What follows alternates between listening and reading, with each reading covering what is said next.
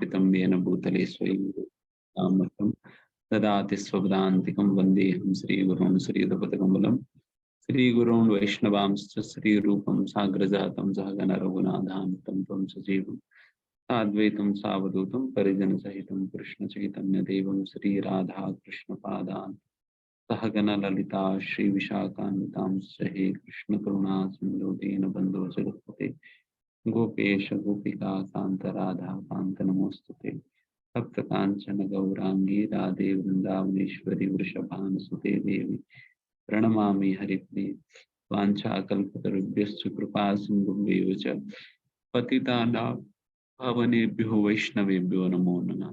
जय श्री कृष्ण चैतन्य प्रभु नित्यानंद श्री अद्वैत गदाधर श्रीवासुदेव गौर भक्तवृंद। हरे कृष्ण कृष्ण कृष्ण हरे हरे, हरे राम राम राम हरे हरे।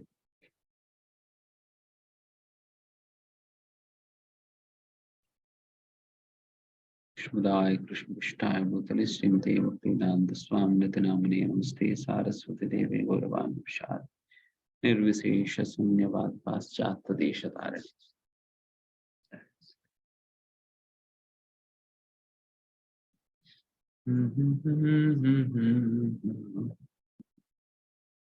हरे कृष्णा, सबको स्वागत है। आज हम भगवद्गीता कौन सा श्लोका से चर्चा करना है? प्रभु जी चैप्टर 14 श्लोक 11।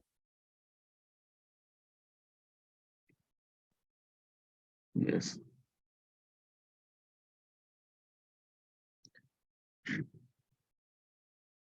सर्वद्वारेषु देहेऽस्मिन् प्रकाश उपजायते ज्ञानं यदा तदा विद्यात् विवृद्धं सत्त्वमिति उत। हरे कृष्ण प्रभु जी। सतोगुण की अभिव्यक्ति को तभी अनुभव किया जा सकता है जब शरीर के सारे द्वार ज्ञान के प्रकाश से प्रकाशित होते हैं।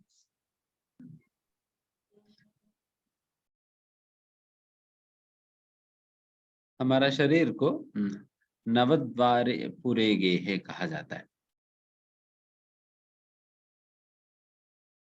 पूरे मतलब सिटी है और नवद्वारे मतलब सिटी ऑफ 9 गेट्स। नवद्वारे पूरे सिटी ऑफ 9 गेट्स। जिस सिटी के अंदर प्रवेश करने के लिए 9 द्वार होता है उसे नवद्वारे, नव मतलब 9 है, द्वारे मतलब डोर, पूरे मतलब सिटी, सिटी ऑफ 9 गेट्स कहा जाता है। तो हमारे शरीर में 9 द्वार है। तो 9 द्वार कौन सा है? जैसा कहा जाता है द्वार मतलब यहाँ पे वैसा छेद है जिस छेद के द्वारा व्यक्ति अंदर घुस सकता है। जैसा 2 आंखें, 2 कान और 2 नासिका के द्वार और फिर एक मुंह और फिर जनेंद्रिय। तो इस प्रकार से 9 द्वार है। इन 9 द्वारों के द्वारा अंदर प्रवेश किया जा सकता है। यहाँ पे जैसे कह रहे हैं, when every gate is illuminated with the symptoms of goodness, it should be understood that one has developed the mode of goodness.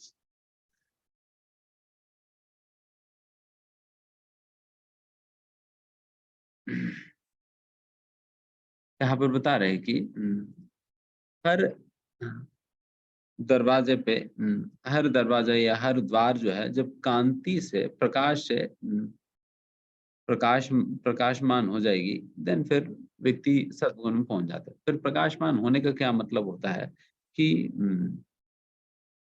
जैसे यहाँ पर श्री प्रभुपाद जी बताते हैं कि हर द्वार के द्वारा जो भी एंट्री होता है उस इनपुट को वो सही से समझ पाएगा व्यक्ति। जैसे उदाहरण के लिए हमें we can see things in the right perspective. We can see things in the right position. We can hear things in the right position. हम बिल्कुल यथारूप हम सुन सकते हैं, यथारूप हम देख सकते हैं। अभी के समय पर हम as it is देख नहीं पाते। as it is देख नहीं पाने, ये क्या मतलब होता है? इसका मतलब ये है कि देखिए, जब हम देखते हैं, हमारा आंखें तो, जो हमें आंखें, जो स्थूल आंखें हैं, वो केवल एक एपरेटस की तरह काम करती है। हम्म, जिस प्रकार से एक कैमरा की जो आंखें होती है, तो उसी प्रकार से हमारा आंखें भी है। तो कैमरा की आंखें देख तो सकती है, बट जो देख रही है उसे समझ तो नहीं पाएगी। उसे समझने की क्षमता, उसे एनालाइज करने की क्षमता हम में है। जो व्यक्ति देख रहा है, उस कैमरा का प्रयोग जो कर रहा है, उनमें है। उसी प्रकार से हमारे आंखें भी एक कैमरा का ही तरह है। वो एक एपरेटस है, वो जड़ चीज है। वो अपने आप में जो भी इमेज उन्हें दिखाई दे रहा है, तो उस इमेज को समझने का, एनालाइज करने का क्षमता उसमें नहीं होता। उसमें नहीं होता है। रैदर वो केवल इमेज को खींच के, इमेज को लेकर फिर अंदर प्रोसेसिंग यूनिट में डाल देती है। अंदर प्रोसेसिंग यूनिट में डाल देती है। इसलिए फिर अंदर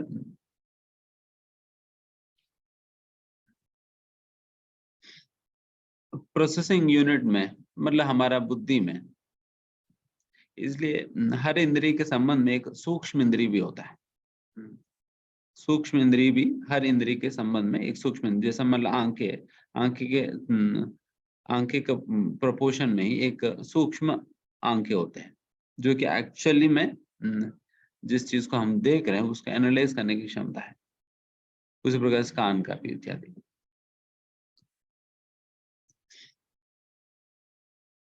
जब ये यहाँ पर प्रोसेस होता है, प्रोसेस होने पर देन फिर ज्ञान, उस जो भी हम देख रहे हैं उसके संबंध में ज्ञान, अंडरस्टैंडिंग होता है। उसके आधार पर ही हम जो देख रहे हैं उसको समझ सकेंगे।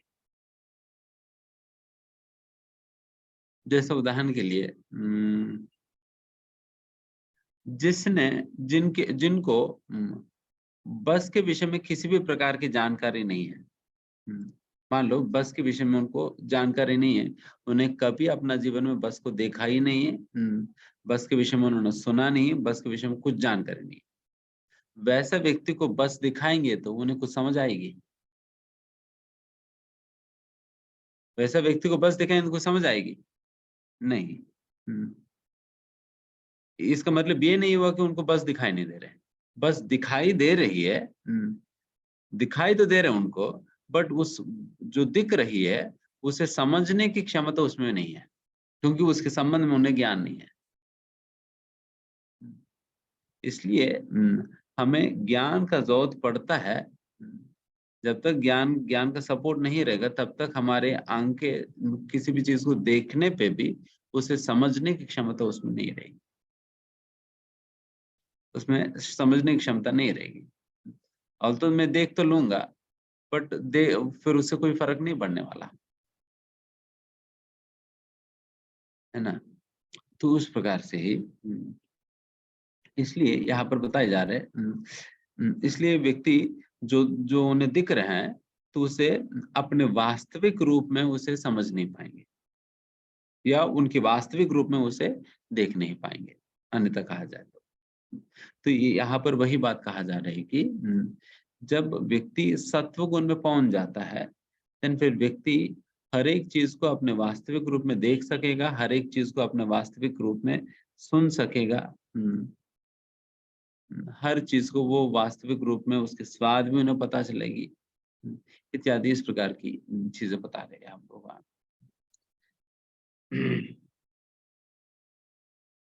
तो ये सत्वगुण की स्थिति होता है। इसका मतलब जब तक हम सत्वगुण की स्थिति में नहीं पहुंचेंगे, तब तक हमें जो इंफॉर्मेशन हमें अपना इंद्रियों के द्वारा जो मिल रही है, जो दिख रहा है, जो सुन रहे हैं, तो उसमें कुछ मिलावटी है, कुछ गड़बड़ी है।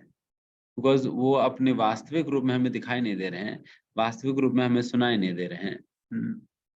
इसलिए वो इंफॉर्मेशन में कहीं ना कहीं गड़बड़ है, वो एग्जैक्ट इंफॉर्मेशन नहीं मिल पाता है। वो एग्जैक्ट इंफॉर्मेशन कब मिल पाएगी, आप एग्जैक्टली चीजों को अपने वास्तविक रूप में कब देख पाएंगे, जब आप सत्वगुण में स्थित हो। यही बात यहाँ पर चर्चा किया जा रहा है।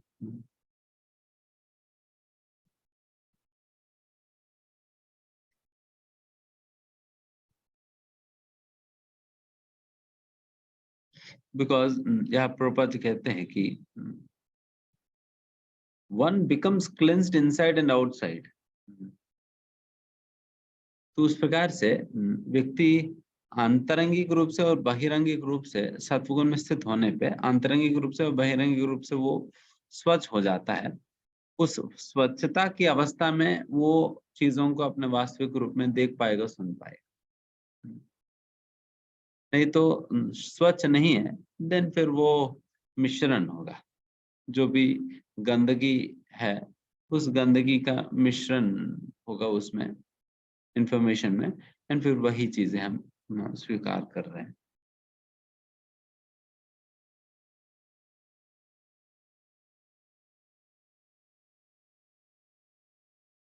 आगे लोभ प्रवृत्तिर आरंभ कर्म नाम असम प्रस्पृहा रजसी एतानि जायन्ते विवृते भरतर्षभा। हे भरतवंशियों में प्रमुख, जब रजोगुण में वृद्धि हो जाती है तो अत्यधिक आसक्ति, सकाम कर्म, गहन उद्यम तथा अनियंत्रित इच्छा व एवं लालसा के लक्षण प्रकट होते हैं।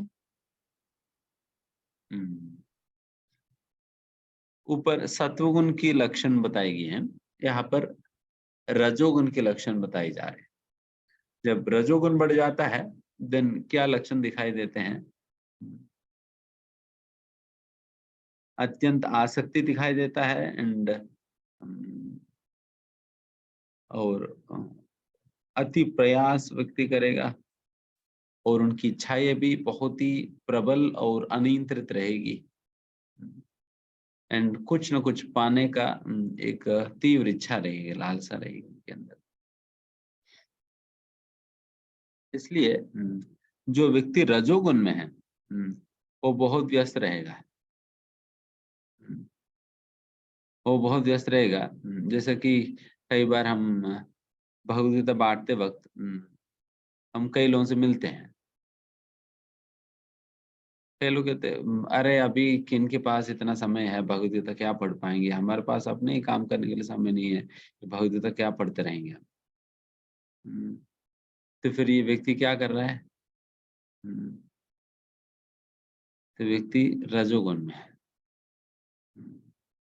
व्यक्ति रजोगुण में है इसलिए वो बहुत व्यस्त रह रहा है, इसलिए उनके पास समय ही नहीं है, समय नहीं है बिकॉज वो रजोगुण में है। बिकॉज रजोगुण उस एक व्यक्ति के अंदर इतने सारे तीव्र इच्छाएं उत्पन्न करेगी एंड साथ ही साथ वो उस इच्छाओं को पूर्ति करने के लिए और ऐसा इतना प्रयास करता रहेगा कि उनके पास कोई समय ही नहीं बचता है कुछ और करने के लिए। वो हमेशा दिन भर सुबह से लेकर रात तक बहुत व्यस्त रहेगा। तो ये रजोगुण राजसिकता है। बात यह है कि अगर व्यक्ति को सही में लीडर बनना है वो सत्वगुण में ही संभव हो पाता है, ट्रू लीडर हो पाता है, रजोगुण में संभव नहीं है। रजोगुण में संभव नहीं है, वो केवल सत्वगुण में संभव हो पाता है। तो राजसिक व्यक्ति तो हमेशा बिजी रहेगा, हमेशा बिजी रहता है।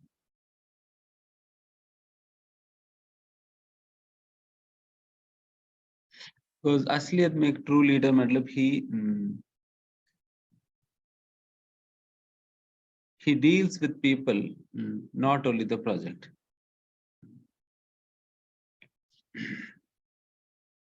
बिकॉज उन्हें ये बात पता है कि अल्टीमेटली प्रोजेक्ट चलाने वाले तो लोग है तो प्रोजेक्ट है।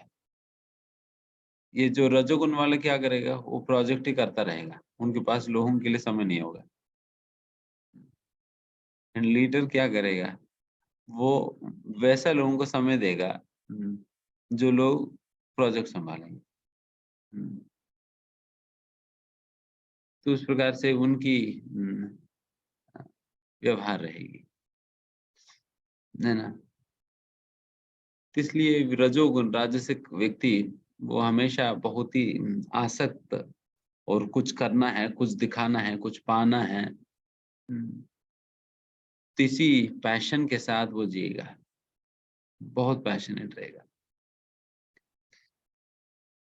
इस अवस्था में व्यक्ति अपने आप को भी काफी दुख देगा और अन्यों को भी खूब दुख देगा, because all that matters to him is the result. उनको और कुछ परवाह नहीं करेगी, केवल उनको रिजल्ट ही चाहिए बस।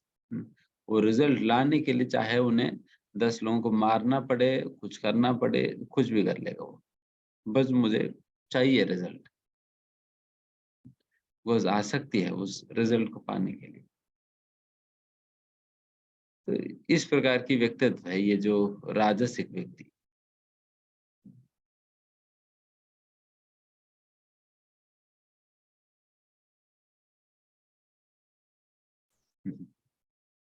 यहाँ पर प्रोपज उदाहरण देते हैं।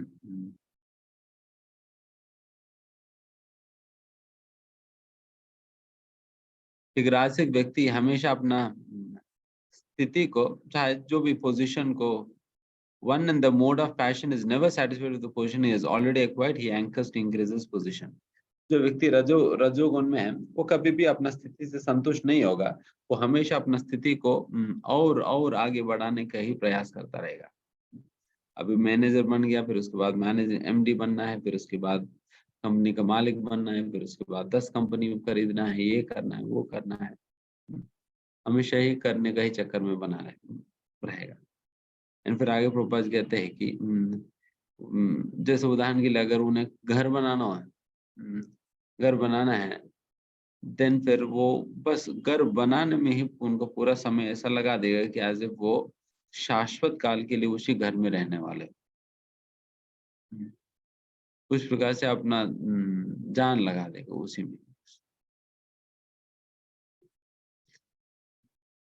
तो ये रजोगुण है, बिकॉज रजोगुण में क्या है कि केवल ही is driven by passion but not by knowledge. राजसिक व्यक्ति ही simply driven by passion, not by knowledge, ज्ञान से ड्रिवन नहीं है। वही सत्वगुण वाला व्यक्ति ही is driven by knowledge, not simply by passion. जैसे मैंने कहा, रजोगुण वाला व्यक्ति, उनकी पैशन, उनकी इच्छाएं, उनकी आसक्तियां जहां जहां उन्हें खींच कर ले जाती है, उस दिशा में वो आगे बढ़ेगा। वो सोचेगा नहीं कि मैं सही कर रहा हूँ, गलत कर रहा हूँ, इसका क्या परिणाम रहेगा, ये शास्त्र सम्मत है या नहीं, ये सारे बातें सोचेगा नहीं। इसलिए यहाँ पर घर के विषय में जो प्रभुपाद जी बता रहे हैं, वो सोच नहीं रहा है कि मैं शाश्वत काल के लिए नहीं रहने वाला हूँ, थोड़ी ही समय के तक ही मैं रह पाऊंगा यहाँ पर, इस प्रकार से सोच नहीं पा रही है।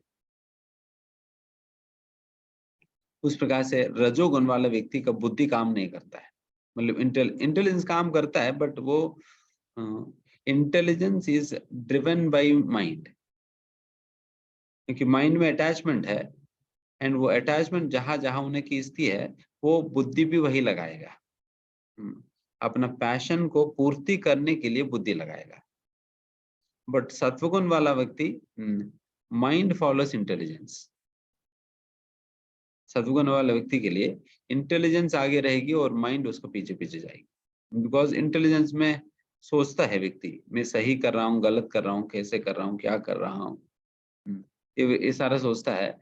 देन उस सही गलत की अंडरस्टैंडिंग के आधार पर वो अपना बुद्धि को लगाए, अपना मन को ड्राइव करेगा, मन को उपयोग करेगा।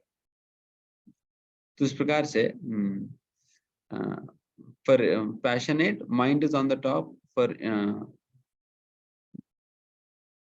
person in goodness, intelligence is on the top, because he is knowledge driven and he is passion driven. तो ये डिफरेंस है, ये पैशनेट व्यक्ति में और रजोगुण वाला व्यक्ति में। एंड ये भी है कि जो पैशनेट वाला व्यक्ति इतना सारा कुछ मेहनत करके बहुत दुखी रहेगा हमेशा, बहुत दुखी रहता है। एंड वही सत्वगुण वाला व्यक्ति वो he'll be happy, संतुष्ट और हैप्पी रहेगा। तो ये दोनों में डिफरेंस है। तो आप देखिए, इतना कुछ मेहनत करने के बाद भी दुखी होना उत्तम है, या अच्छा से हम सत्वगुण में रहते हुए, काम करते हुए हम आनंद में रहना उत्तम। इसलिए हम सत्वगुण में आकर सत्वगुण की स्थिति में हमें सेवा करनी चाहिए। उस प्रकार से कोई भी मैनेजमेंट, कुछ भी हमें करना है, सत्वगुण में आकर हमें करना चाहिए। सत्वगुण में आकर करने का मतलब, जैसे हमने कहा, our thought process should be knowledge driven, not passion driven. हमें पहले से सोचना पड़ेगा कि हम जो कर रहे हैं उसके विषय में शास्त्र में क्या बताया गया है, मैं सही कर रहा हूँ, गलत कर रहा हूँ, इत्यादि ये सारे बातें सोच समझ कर व्यक्ति उस काम में उतरेगा। तो ये पैशनेट एंड गुडनेस वाला व्यक्ति में डिफरेंस है।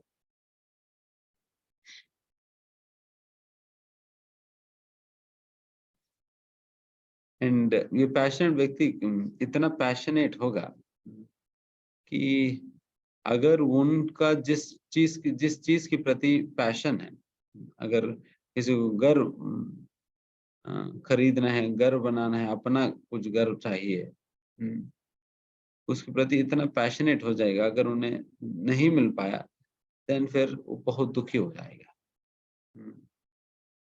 बहुत दुखी हो जाएगा, बिकॉज उन्होंने जो चाहा वो नहीं मिल पाई, इसलिए बहुत दुखी हो जाता है। इसलिए वही सत्वगुण वाला व्यक्ति वो तुरंत वो ज्ञान की उपयोग करे, वो समझेगा कि कर्म के सिद्धांत और शास्त्र में क्या बताए गए हैं इत्यादि। तो इसलिए उसके आधार पर वो अपना सोच विचार रखेगा, इसलिए वो दुखी नहीं होता है, वेरएस पैशनेट वाला व्यक्ति दुखी हो जाता है। इसलिए ये डिफरेंसेस हम समझते हुए गुडनेस में आकर, सत्वगुण में आकर हमें अपने सेवाएं करनी चाहिए, और हम हमेशा सत्वगुण में अपने आप को स्थित करने का प्रयास करना चाहिए। नेक्स्ट, अप्रकाशो अप्रवृत्तिश्च प्रमादो मोह एव च तमसि एतानि जायन्ते विवृते कुरु नंदन। जब तमोगुण में वृद्धि हो जाती है तो हे कुरुपुत्र, अंधेरा, जड़ता, प्रममता तथा मोह का प्राकट्य होता है। तो ये सारा जड़ता, अंधकार, पागलपन, भ्रमित होना, ये सारा इसका प्रतीक है तमोगुण, तामसिकता का।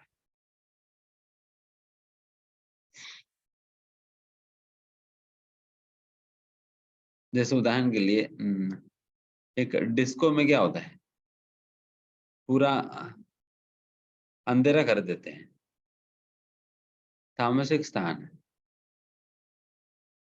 उसी प्रकार से कोई मूवी हॉल में जाते हैं, वहां पर भी सबसे पहला हमें अंधकार में डाल देते हैं।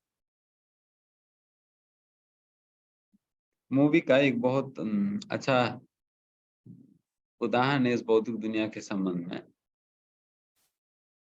जैसा कि जब कोई एक मूवी हॉल में जाता है, सबसे पहला मूवी थिएटर के अंदर सारे लाइटें बंद कर दिया जाता है। सारी लाइटें बंद कर देने से फिर क्या हो रहा है कि हमें जो रियलिटी है रियलिटी से हमें अलग कर दिया जा रहा है, ताकि हमें दिखे ही ना, वास्तविक दुनिया हमें दिखे ही ना, उसके लिए हमें अंधकार में रखा जा रहा है, तो उसके लिए लाइटें बंद कर दी जाएगी। फिर उसके बाद फिर मूवी चलाते हैं लोग, एंड जो मूवी जो चल रहा है वो एक्चुअली में अनरियल है, बट हमारे चारों ओर जो रियलिटी है नहीं दिखने के कारण जो सामने जो दिखाई दे रहे हैं उसी को ही रियलिटी मानकर व्यक्ति उसी के अंदर एक प्रकार की परकाय प्रवेश करने लग जाता है। वो अपने आप को हीरो के साथ, हीरोइन के साथ, हीरो की फैमिली के साथ आइडेंटिफाई कर लेता है। अगर हीरो हीरोइन को कुछ हो गया तो ये रोने लग जाता है।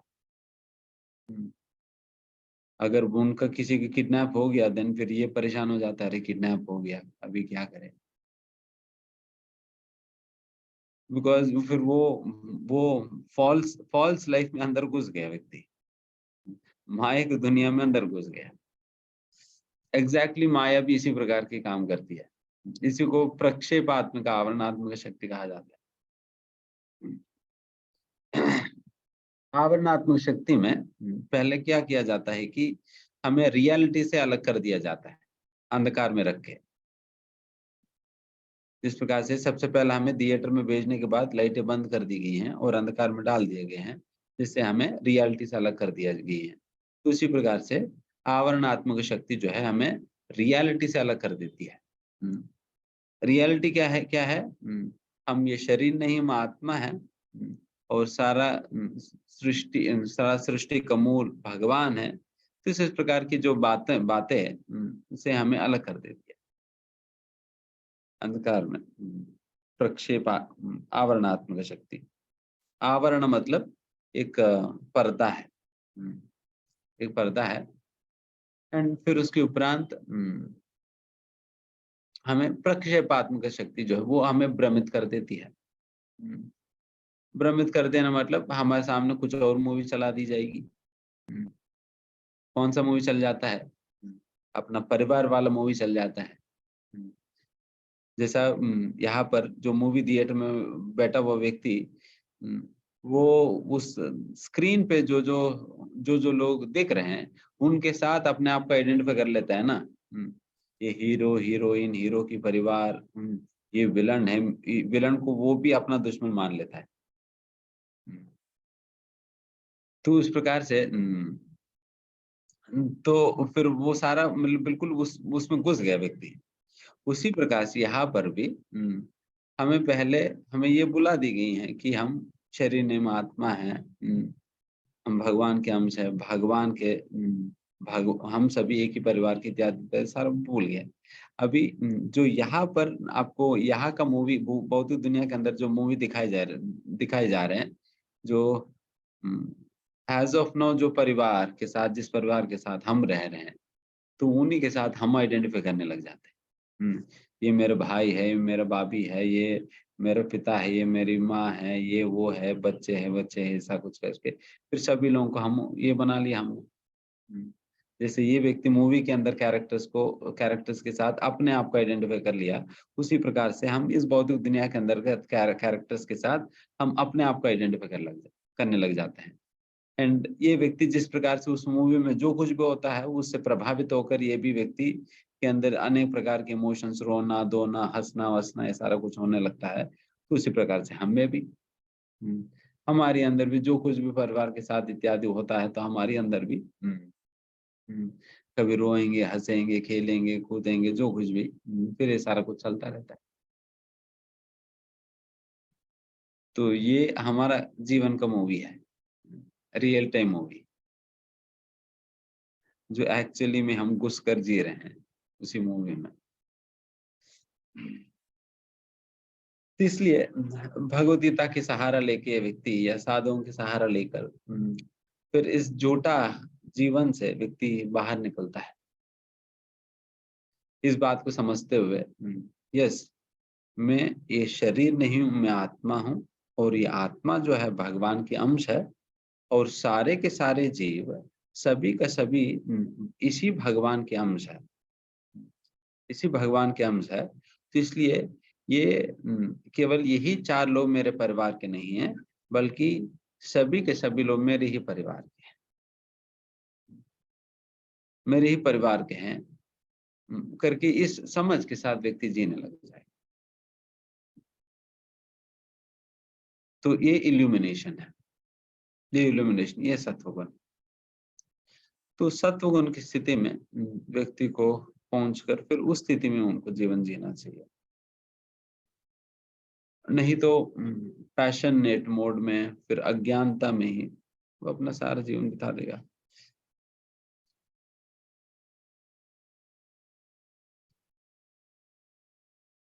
और तमोगुण के विषय में बताए जा रहे हैं, अज्ञानता है।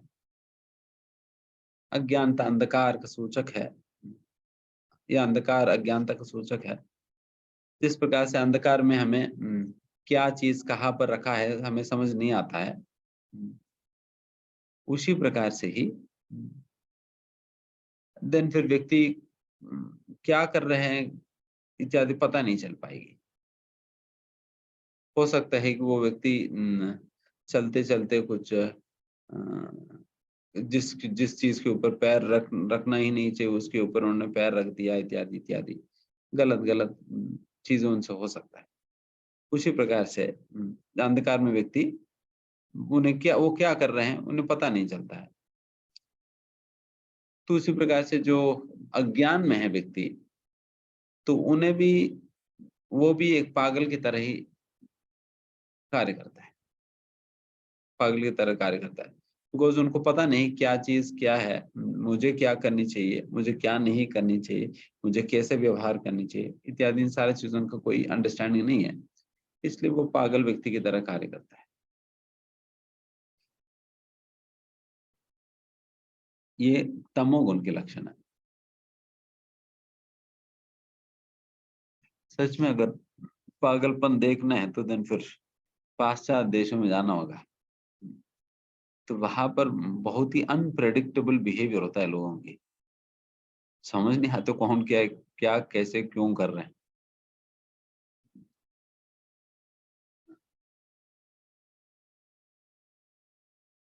एंड समहाउ हम सभी उन लोगों का अनुसरण कर रहे हैं,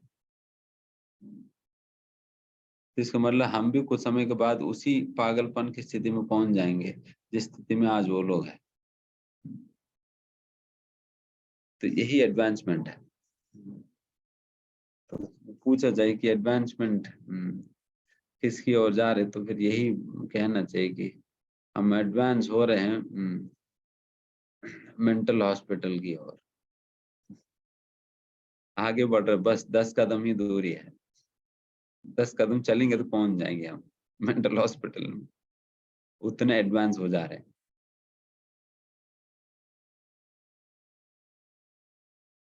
यदा सत्ते प्रवृत्ते तु प्रलयं याति देहभृत् तदोत्तम विदाम लोकाम अमलान प्रतिपद्यते।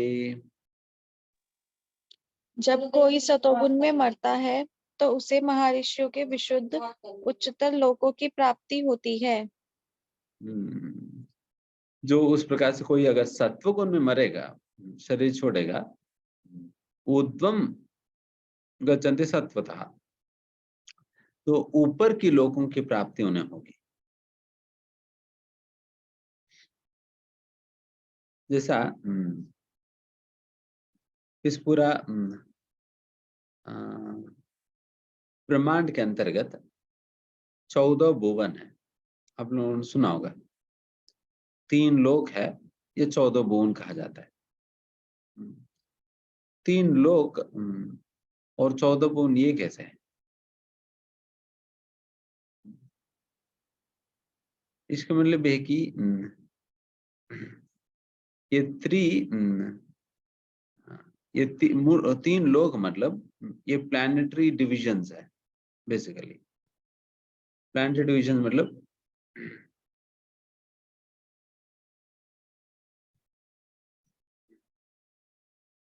earthly planet and higher planetary system and lower planetary system। जो पृथ्वी बीच में होता है एंड उसके ऊपर स्वर्गीय लोक होते हैं एंड उसके नीचे नारकीय लोक होते हैं। तो नारकी लोक, पृथ्वी और स्वर्गीय लोक, इन तीनों को लेकर तीन लोक कहा जाता है। तीनों को लेकर 3 लोक कहा जाता है। एंड ये 14 भुवन कहा जाता है कि एक्चुअली गिनती में 3 है, बट इन तीनों में 14 है। कैसे है कि जो अर्थली प्लैनेट तो एक ही है, पृथ्वी बीच में है। उसके ऊपर जो स्वर्गीय लोकों में 6 स्वर्गीय लोक होते हैं, एंड नारकीय लोक 7 नारकीय लोक नीचे होते हैं। एक पृथ्वी बीच में है, 7 नारकीय लोक नीचे हैं, एंड 6 स्वर्गीय लोक ऊपर है। तो इस प्रकार से अभी कितना हो गया? 14 हो गया। और प्लैनेटरी सिस्टम्स की बात करें, कितने प्लैनेटरी सिस्टम से? 3 है। बट वही एक्सप्लिसिटली प्लैनेट्स की बात करें, कितने हैं? 14 है। उस प्रकार से एंड ये जब ये 14 प्लैनेटरी सिस्टम बात करें किया जाता है, जब कोई व्यक्ति सत्व गुण में है, देन फिर ये ऊपर की जो 6 स्वर्गीय लोक है, उन 6 स्वर्गीय लोकों में कोई ना कोई लोक को वो अपनी योग्यता के अनुसार कोई ना कोई लोक को वो प्राप्त करेगा। स्वर्गीय लोकों में जैसे कि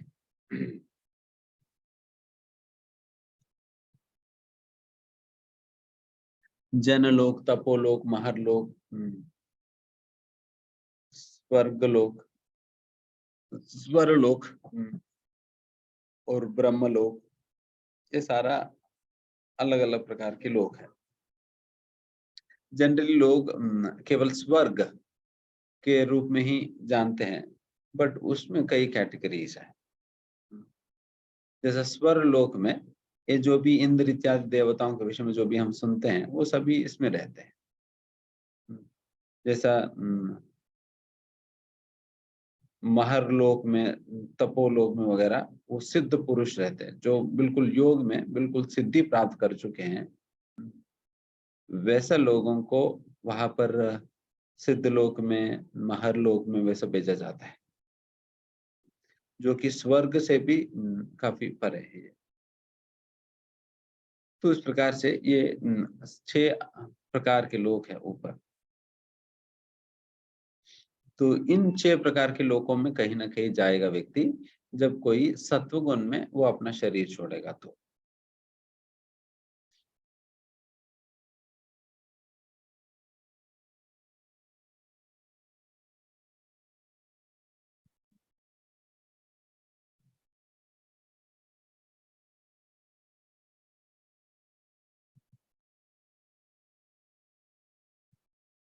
फिर आगे, रजसी प्रलयं गत्वा कर्म संगेषु जायते तथा प्रलीनस्तमसी मूढ़ा योनिषु जायते। जब कोई रजोगुण में मरता है तो वह सकाम कर्मियों के बीच में जन्म ग्रहण करता है, और जब कोई तमोगुण में मरता है तो वह पशु योनि में जन्म धारण करता है। मतलब कोई रजोगुण में मर गया, मतलब रजोगुण में मर गया मतलब उनके अंदर कुछ तीव्र इच्छाएं हैं। उनको ऐसा था कि मुझे ये हासिल करना है, मुझे ये करना है, मुझे घर बनाना है, या मुझे इतना बड़ा बिजनेस स्थापित करना है, ये वो है करके बहुत बड़ा पैशन के साथ जीते जीते वो व्यक्ति मर गया। यही बात सोचते सोचते देन फिर वो व्यक्ति को उसी प्रकार की अवस्था में जन्म मिलेगा जिस अवस्था में वो अपना जो गुण है रजोगुण, उसी गुण के अनुसार वो जीवन जिएगा, उसी गुण के प्रभाव में वो अपना जीवन जिएगा। उस प्रकार के जन्म उन्हें मिलेगी। एंड वही अगर कोई तामसिक व्यक्ति शरीर छोड़ता है तमोगुण में, दारू पी पी कर फिर कहीं गटर में गिर गया, फिर वही मर गया, फिर तमोगुण में रहने वाले कोई ना कोई जीव की शरीर उन्हें मिल जाएगी। ठीक है, तुम्हें गटर में ही आपने शरीर छोड़ा तो गटर में ही रहो, कोई दिक्कत नहीं, शोर बना देंगे। और उन्होंने सुअर बना दिया, परमानेंट गटर में ही रेजिडेंस दे दिया, नाले में। तो उस प्रकार सुअर बना दिया उसने उनको, ये तामसिक जीव है। तो उस प्रकार से ये क्रिया होती है, क्योंकि यम यम बाप स्मरण भावम त्यजते अंते कलेवरम तम तम ये वेद कौनते सदा तद्भाव भाविता। जिस जिस भावना के स्मरण करते हुए आप अपना शरीर छोड़ेंगे, उसी भावना के अनुरूप आपको शरीर मिलेगी।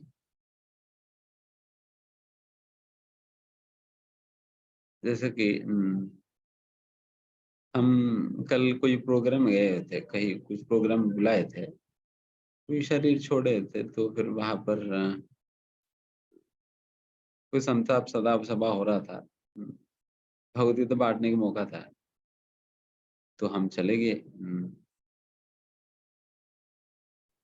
कुछ 15-20 मिनट में बोलना था, तो काफी पढ़े लिखे लोग हैं, बड़े लोग हैं, एक ऑडिटोरियम में कर रहे थे संताप सभा। फिर वहां गए थे, सब अंग्रेजी में बोल रहे थे। जब हम वहां पहुंचे थे, फिर जो शरीर छोड़ दे उस माता जी के विषय में सभी लोग कुछ ना कुछ बोल रहे थे। ग्लोरिफिकेशन ग्लोरिफिकेशन चल रहा था, तो हम बैठे हुए थे, फिर कोई और पढ़ रहे थे, तो उनकी ग्लोरिफिकेशन में क्या ग्लोरीफाई कर रहे हैं आप सुनिए। वो बेचारे मतलब काफी एज थी वो शरीर छोड़ते हुए समय पे, तो हम बोल रहे थे कि ग्लोरिफिकेशन में बोल रहे थे कि इन्होंने अपने जीवन के अंतिम काल वो यूट्यूब देखते देखते उन्होंने बिताई।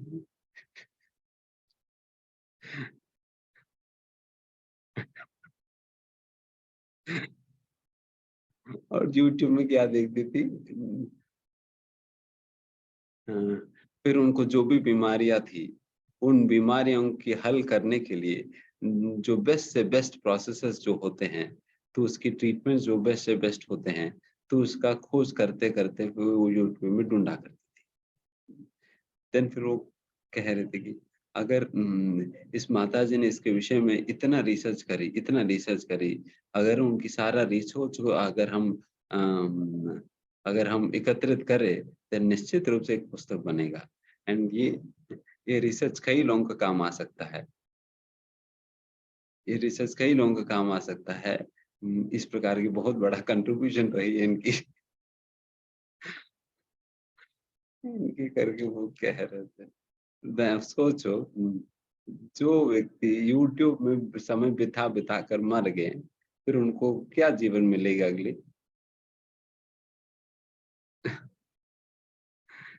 क्या जीवन मिलेगा? क्या चीजों की स्मरण होता रहेगी?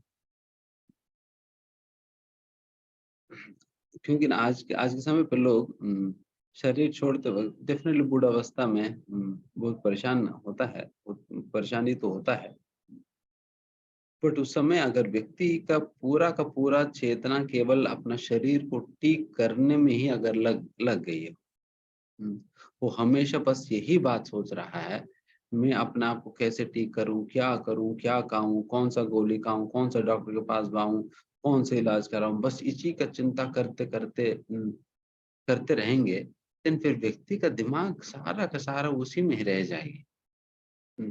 तो भगवान का चिंतन कहाँ हो सकेगा? क्योंकि चाहे व्यक्ति कितना भी दवाई खा ले, मर तो जाएगा ही ना। मरेंगे तो है ही। जिसने दवाई बनाई उसने वो भी मरा, जिसने खाया वो भी मरा, तो हम जो रिसर्च कर रहे हैं हम भी मरेंगे। कोई बचने वाला तो है नहीं। अगर व्यक्ति अपना पूरा का पूरा चेतना बस इसी में ही लगा देगा, देन फिर कहाँ भगवान की चिंतन होगी? देन फिर यम यम बाप स्मरण भाव ये कहाँ संभव हो पाएगी ना। इसलिए व्यक्ति को यस डेफिनेटली हम अपने प्रयास तो करनी चाहिए, बट सारा का सारा समय जिस प्रकार से यहाँ पर कर रही है, यूट्यूब में खोजते रहना, बस उसी में ही लगा देना नहीं चाहिए। one should try his best to fix his consciousness on Krishna. वो अपना पूरा प्रयास करनी चाहिए अपना चेतना को भगवान के ऊपर लगाने के लिए,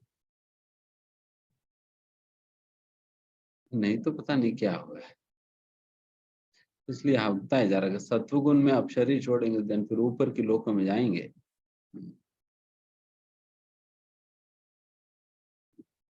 नहीं तो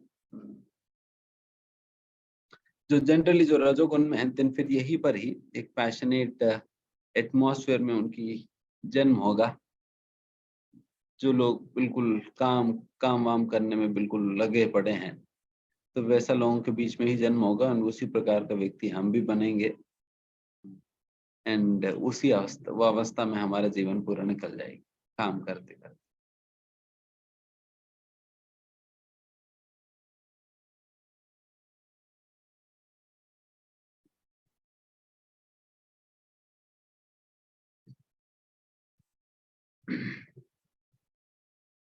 एंड जो तमोगुण में है वो तो नीचे की लोकों में चले जाएगा। जो तामसिक व्यक्ति है नीचे की योनियों में और नीचे की लोकों में चले जाएगा। जो रजोगुण वाला व्यक्ति हो सकता है वो मनुष्य योनि में वगैरह जन्म ले बट खूब मेहनत करेगा। और जो तमोगुण वाला व्यक्ति वो नीचे की योनियों में चले जाएगा, निम्न योनियों में गधे बन जाएगा, सुअर बन जाएगा, कुत्ता बन जाएगा, कुछ और इस प्रकार की योनि मिल जाएगी उन्हें, उस अवस्था में पहुंच जाएगी। अगर उन्होंने बहुत ज्यादा पाप कर लिया है देन उनको इनविटेशन मिलेगी नरक में आने के लिए। और मैसेज मतलब हमें बॉडीगार्ड्स पे भेजा जाएगी, बेचारी ये अकेला नहीं आ पाएंगे, आप लोग एस्कॉर्ट करो उनको, बिल्कुल रेड कारपेट के साथ आप स्वागत करो नरक में। देन उनको बिल्कुल वीआईपी ट्रीटमेंट के साथ उनको ले जाएंगे, कि ऐसा ले जाएंगे ना नरक में कि लोग जो यमदूत जो आते हैं वो लोग व्यक्ति को घसीट कर ले जाते हैं, सीधा नहीं ले जाते, घसीट कर ले जाते हैं एंड बीच बीच में पीटते हैं। बीच बीच उनके पास उनके हाथों में होता है वो जो क्या होता है पता नहीं क्या कहते हैं वो, विप, इंग्लिश में विप कह सकते हैं। तो विप होता है, उससे मारते मारते ले जाते हैं। हम बीच में हम लोग रोते हैं, अरे वो छोड़ दो बट सुनेंगे नहीं। तो उस अवस्था में व्यक्ति को पहले ही नरक दिखा दिया जाता है जाते ही भक्ति। वैतरणीय नदी होती है, वैतरणीय नदी को पार करते हुए फिर व्यक्ति को नरक पहुंचना होता है। एंड वो वैतरणीय नदी वो है वो पूरा वो किस चीज की नदी है, जैसे हमारे भूलोक में नमकीन पानी का नदी होता है और वैकुंठ में दूध की समुद्र होता है। उसी प्रकार से वैतरणी जो है वो मल मूत्र की समुद्र है, मल मूत्र की समुद्र है। तो उससे फिर वहां से निकालेंगे हमें। देन आप सोचे कि क्या ट्रीटमेंट है। तो इसलिए गरुड़ पुराण में यही सारे बातें हैं। इसलिए जब कोई मर जाता है तो फिर वहां पर यही सारे बातें सुनाई जाता है। बेटा जो मरने वाला तो मर तो गया बट तुम कोई पाप मत करो, पाप करेंगे तो देखिए कैसे कैसे होगा, क्या पाप करने पे कौन सा दंड मिलेगा और नरक की वर्णन इत्यादि, वो सारा कुछ गरुड़ पुराण में इसी का वर्णन आता है।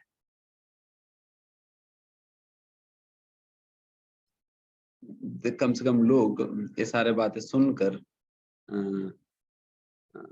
डर के भी क्यों ना हो पाप इत्यादि करने से बच जाएंगे। इसलिए गरुड़ पुराण कई बार कोई शरीर छोड़ने पर गरुड़ पुराण पढ़ाई जाती है घर पे। बट क्या करें आजकल तो वो एक रिवाज हो गया। पंडित जी अपने कमरे में जाकर पढ़ते रहते हैं एंड बाकी सभी लोग खान पान में लगे रहते हैं। फिर क्या फायदा रहा। पंडित जी पढ़ रहे हैं गरुड़ पुराण अपने कमरे में, उनको पैसा दे दिया, अब पूरा पढ़ लीजिए, पूरा पाठ कर दो। तो वो पाठ कर लेगा, बट जो फायदा होनी है वो फायदा कहाँ होगी? तुम सुन ही नहीं रहे। सुनेंगे तो फायदा।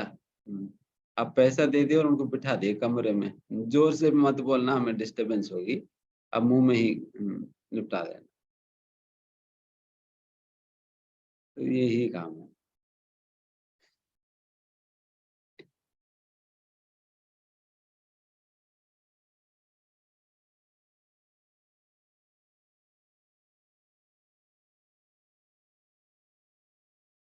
कर्मणः सुकृतस्याहुः सात्विकं निर्मलं फलं, रजसस्तु फलं दुःखम् अज्ञानं तमसः फलम्।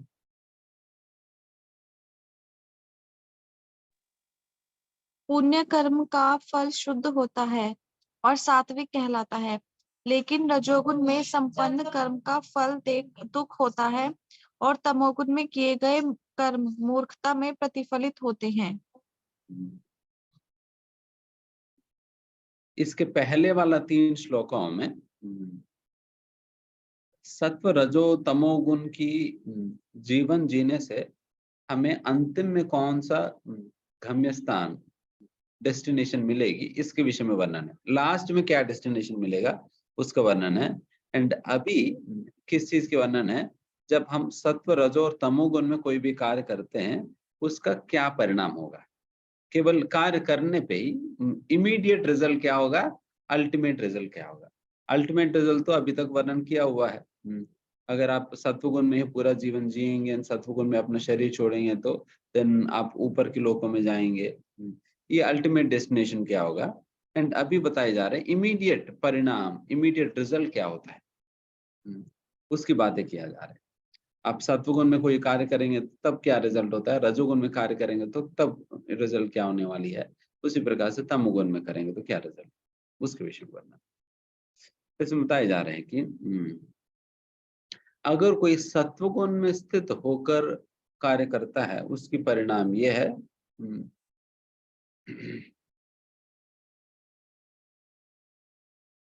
इस प्योरिटी है, शुद्धता, सत्वगुण में कार्य करने के परिणाम। इसका मतलब यह है कि जब भी हम सत्वगुण में कोई कार्य करते हैं तो हमारा शुद्धिकरण होता है,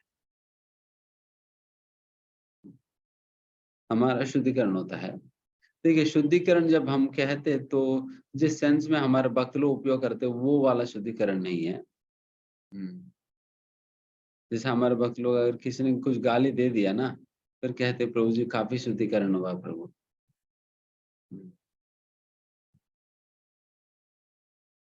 तो इस सेंस में उपयोग करते हैं। तो वो वाला शुद्धिकरण नहीं है, ये तो असलियत वाला शुद्धिकरण है, शुद्ध होगा।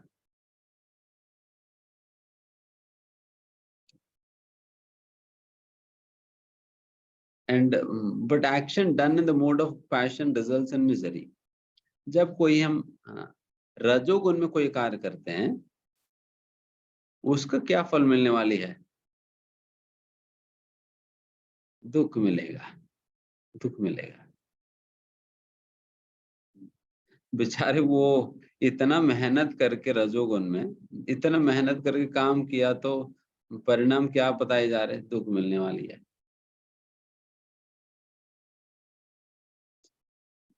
ये बात नहीं पता होने की वजह से लोग अब देखिए कितना परेशानी उठा रहे हैं, कितना मेहनत कर रहे हैं, कितना पैशन में कार्य कर रहे हैं। अगर ये बात पता है तो दिन फिर व्यक्ति इतना कुछ नहीं करेगा। उनको पता है कि अगर मैं इतना मेहनत करूं और इतना पैशनेट रहूं, देन फिर यही होने वाली है, दुख ही मिलेगा। इसी बात को एक अन्य स्थान पर ध्रुवीकरण करते भगवान, कहते यही संस्पर्श जा भोग दुख ही होना ही है भैया। भगवान कहते दुख क्यों जन्म ले रही है, जब कोई इंद्रिय वस्तु के संपर्क में जाता है देन फिर वो दुख वहां से जन्म लेता है, दुख जन्म लेता है। एंड यही बात यहाँ पर भगवान कह रहे, अगर रजोगुण में तुम काम करेंगे देन क्या क्या प्रकट होगा, दुख प्रकट होगा। वहां पर भी कहा गया दुख आएगी, एंड यहाँ पर भी वही बात कहा जा रहा है, दुख प्रकट होने वाली है। क्यों? रजोगुण वाला व्यक्ति केवल अपने इंद्रिय तृप्ति की प्रेरणा से, इंद्रिय तृप्ति की प्रभाव से ही वो कार्य करेगा। अच्छा, मैं ये कार्य करूंगा तो मेरी इंद्रियों को तृप्ति होगी, मेरे अहंकार को संतुष्टि मिलेगा, इसी उद्देश्य के साथ वो कार्य करता है, इंद्रिय तृप्ति का ही लक्ष्य के साथ वो कार्य करता है। इसलिए उस कार्य से उनको दुख ही प्रकट होने वाली है, दुख ही मिलेगा। तो इसलिए पैशनेट होकर हमें कार्य नहीं करना चाहिए। And mode of ignorance results in foolishness. And अज्ञानता में कार्य करेंगे तो मूर्ख ही बनेंगे। अज्ञानता में कोई काम करेंगे तो मूर्ख बनेंगे,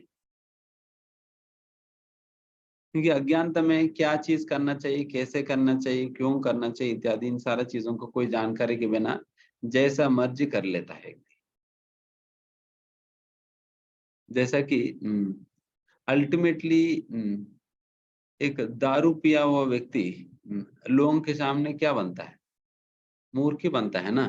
पागल की तरह बोलता रहेगा एंड सभी लोग हंसते रहेंगे, और बोलते बोलते कहीं गिर जाएगा, सभी लोग हंसेंगे, एंड कहीं नाले वाले में गिर जाएगा।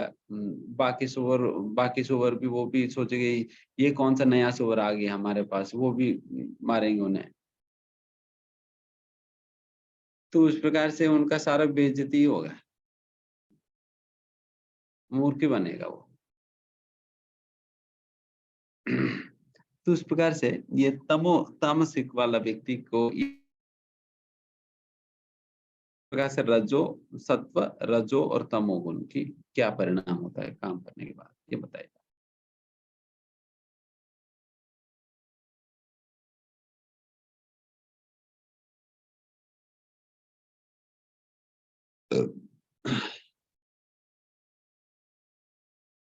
यहाँ पर प्रभुपाद जी ये बताते हैं कि रजोगुण में खास करके ये बात कहते हैं कि रजोगुण में वो काम करने के दौरान ही उनको इतना तकलीफ उठाना पड़ेगा, इतना तकलीफ उन्हें उठाना पड़ता है कि वो काम करने के बाद जो मिलने वाला आनंद जो है वो बहुत बहुत छोटा होता है। जितना हम तकलीफ उस आनंद को प्राप्त करने के लिए उस पूरा काम करने के दौरान हम झेल रहे हैं, उसके बदले में जो आनंद हमें अल्टीमेटली लास्ट में जो प्राप्त होता है वो बहुत छोटा सा होता है। इसलिए वो छोटा सा चीज हमें एक क्या कहते हैं, दिखाकर माया हमें हमसे वो काम कराती है। जिस प्रकार से बच्चों को माँ कहती है कि अगर बच्चे कहते हैं कि मैं स्कूल नहीं जाऊंगा, माँ कहती है कि मैं तुम्हारे टिफिन बॉक्स में कैडबरी चॉकलेट रखा, और तुम स्कूल जाकर लंच बॉक्स खोलेंगे कैडबरी चॉकलेट मिलेगा, इन कैडबरी चॉकलेट में स्कूल चले जाते हैं। तो उसी प्रकार से ये छोटा सा आनंद की ये चीज दिखाकर, लालच दिखाकर माया जो है हमसे ऐसा काम कराती है, बहुत बुरे तरीके से काम कराती है। बट अल्टीमेटली मिलने वाला आनंद तो कुछ भी नहीं उसके साथ। बट लोग मूर्ख बन जाते हैं माया की खेल में। उनको लगता है कि नहीं, मेरा फ्रेंड है माया देवी, वो तो मुझे धोखा नहीं देगी, हमारा पार्टनर है, तो कुछ भी लगेगा बट नहीं होने वाली।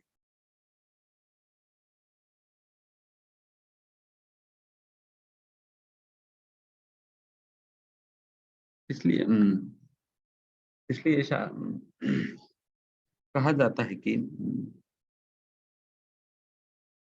हैप्पीनेस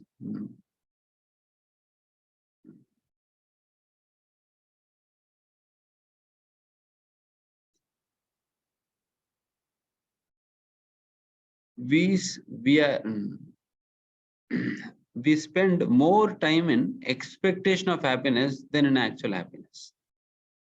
अब एक देखिए, हम ज्यादा समय आनंद की अपेक्षा में बिताते हैं, आनंद के आनंद में नहीं। आप एक बार अपना जीवन को ही एनालाइज करके देख लीजिए।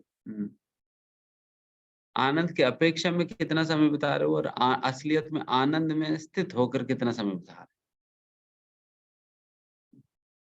आप एक बार सोच लेना। जैसा कि एक फ्लैट, मान लो नोएडा में एक फ्लैट अपना फ्लैट होने के लिए हमें लगभग 20-25 साल की लोन लेना पड़ता है।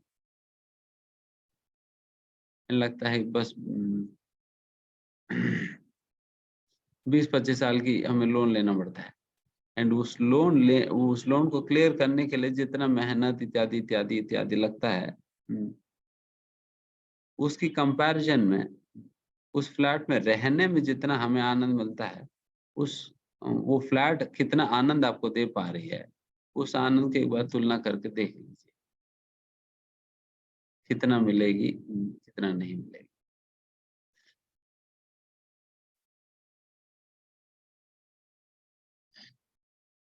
इसका मतलब ये नहीं कि फ्लैट नहीं खरीदना है,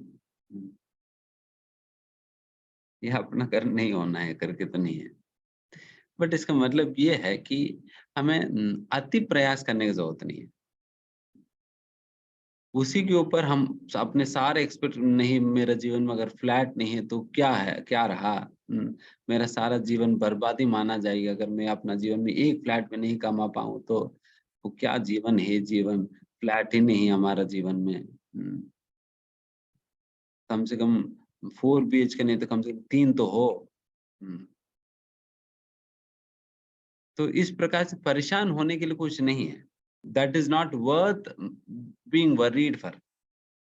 अगर होगा और आप आसानी से उसे प्राप्त कर सकेंगे देन अच्छी बात है, हम मना नहीं कर रहे हैं, अच्छी बात है। बट आप ये मत सोचिए कि उसमें मेरी आनंद छुपा हुआ है, उसमें कुछ आनंद छुपा हुआ नहीं। बड़े बड़े बंगला में जो रह रहे वो लोग रो रहे हैं, तुम्हें कौन सी फ्लैट में आनंद मिल जाएगी? फ्लैट में आनंद है करके सोचकर उसके चक्कर में मत पड़िए। बात यह है, अगर आपको बहुत नॉर्मली आपको फ्लैट मिल पा रही है बहुत मेहनत किए बिना, देन फिर अच्छी बात है। बट आप अपना सारा एक्सपेक्टेशंस, होप, मेरा एक ही आशा है मेरा जीवन में, बस मैं कम से कम 25-30 साल के बाद भी क्यों ना हो बस एक फ्लैट तो कमा लूं, बस इस प्रकार से आप जीवन जियो मत। बात यह है, because it is not worth simply living for it or spending all the life earning a mere flat. देखिए मतलब इस प्रकार जीवन जीने पे दिन फिर हो सकता है तुम्हें नोएडा में फ्लैट मिल जाए बट गोलोक में फ्लैट छूट जाएगी, गोलोक में बंगला छूट जाएगी, यहाँ तो मिल जाएगी। तो आप सोच रहे हैं ना, गोलोक में बंगला चाहिए, वहां पर तो गोलोक में बंगला है एंड वो भी बंगला ईंटों से नहीं बनता है। चिंतामणि प्रकर सदमशु, वहां पर सारा प्रकर सदमश, सारा बिल्डिंग्स है वो चिंतामणि पत्थर से या वज्रों से बना जाता है, तो वो कहाँ ईंटों की फ्लैट में रहेंगे।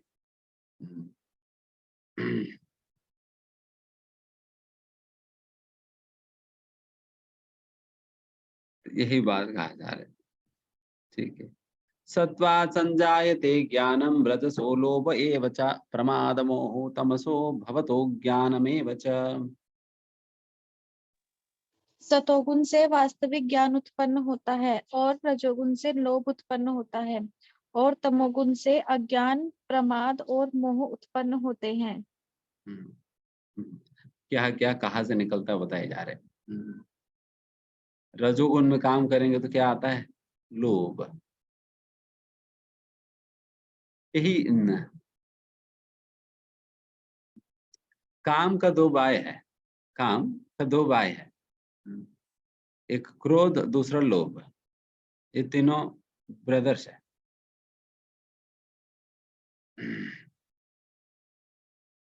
काम के ये दोनों भाई है, ये जो लोभ और क्रोध है। कैसे भाई बने हैं? कि जब आपकी कामना पूर्ति होने में कोई बाधा आता है, उस बाधा की वजह से आपकी कामना पूर्ति नहीं होता है, देन फिर क्रोध आता है, देन क्रोध के रूप में परिवर्तित होता है। इसको इसको इसको क्या हुआ? काम के बाद क्रोध प्रकट हुआ। इसलिए क्रोध को बड़ा भाई कहा गया है। एंड उसी प्रकार से जब आपकी कामना पूर्ति हो जाता है, वो पूर्ति होने की वजह से उस कामने को लेकर आपके अंदर एक लालच बढ़ जाता है, मुझे और चाहिए कर। तो इसलिए वो काम पूर्ति नहीं होने पे क्रोध बनता है, काम पूर्ति हो जाने पे तो बन जाता है। तो इस प्रकार से ये दोनों काम का ही दोनों भाई है, क्रोध और लोभ। इसलिए इधर भी जाओ गड्ढा है, उधर भी जाओ गड्ढा ही है। कहते हैं ना, आगे जाओ तो कुआं और पीछे जाओ तो गड्ढा। तो फिर कहीं भी जाओ तो गिरेंगी। इसलिए काम में पड़ना ही बेकार है। इच्छाएं बनाकर रखना ही बेकार है, बिकॉज इच्छाओं का आगे भी गड्ढा है, पीछे भी गड्ढा ही है। तो इसलिए ये बहुत बेकार स्थिति है। एंड फिर वो इच्छाओं से ही भरा हुआ है ये राजसिक रजोगुण वाला व्यक्ति, उन्हीं इच्छाओं से भरा हुआ है जो जिन इच्छाओं का आगे पीछे गड्ढे हैं। तो इसलिए वो व्यक्ति, जो व्यक्ति गड्ढे में गिरता है, उस व्यक्ति का जीवन सुखी थोड़ी होने वाला है। तो इसलिए उस व्यक्ति का हाल बहुत खराब रहता है, जो व्यक्ति रजोगुण में है। इसलिए यहाँ पर बताया जा रहा है रजोगुण की परिणाम है लोभ उत्पन्न हो जाता है। एंड दूसरा तो सत्व गुण की परिणाम यहाँ पर क्या बताया जा रहा है? ज्ञान है। बिकॉज आप हर चीज को अपने वास्तविक रूप में देख पाएंगे, इसलिए आपको वास्तविक अंडरस्टैंडिंग, नॉलेज आपको मिल पाएगी। जो भी आप देख रहे, सुन रहे, खा रहे, पी रहे हैं इत्यादि, इन सारे चीजों के विषय में जो भी उसकी वास्तविक अंडरस्टैंडिंग आपको मिल सकेगी। बिकॉज आप वास्तविक रूप में देख पा रहे, सुन पा रहे हैं।